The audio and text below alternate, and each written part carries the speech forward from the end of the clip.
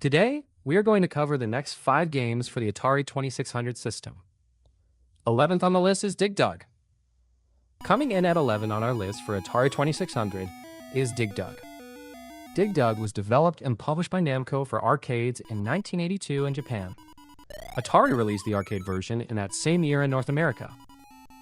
The arcade version sold 22,228 units by the end of the year, earning at $46,300,000 for the arcade version. In October of 1983, Atari received the rights to release it on the Atari 2600. In position 12 on our list is Pole Position. Pole Position was developed by Namco in 1982 for the arcades. It was later released for Atari. Between 1986 and 1990, the 2600 version of Pole Position had sold 578,281 carts in the amount of $3,642,246. Computer and Video Games magazine had stated it was the best driving game available on the Atari.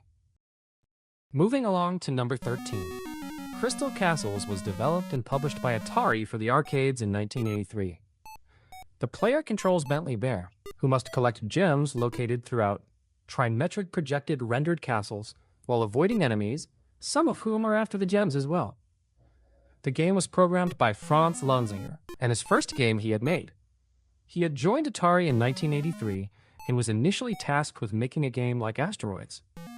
As he was developing the game that involved the unique backgrounds, the game began to evolve into what became Crystal Castles. Number 14 on our list is Haunted House. Haunted House was programmed by James Andresen for the Atari 2600. The game was released in February of 1982. Haunted House is a single-player adventure game in which the player's goal is to recover 3 pieces of a magic urn that are randomly placed throughout 24 rooms of a mansion and return them to the entrance. Now finally, in 15th place comes Combat. Combat was the mascot game for Atari in 1977 when it was first developed and released. It is number 15 on our list.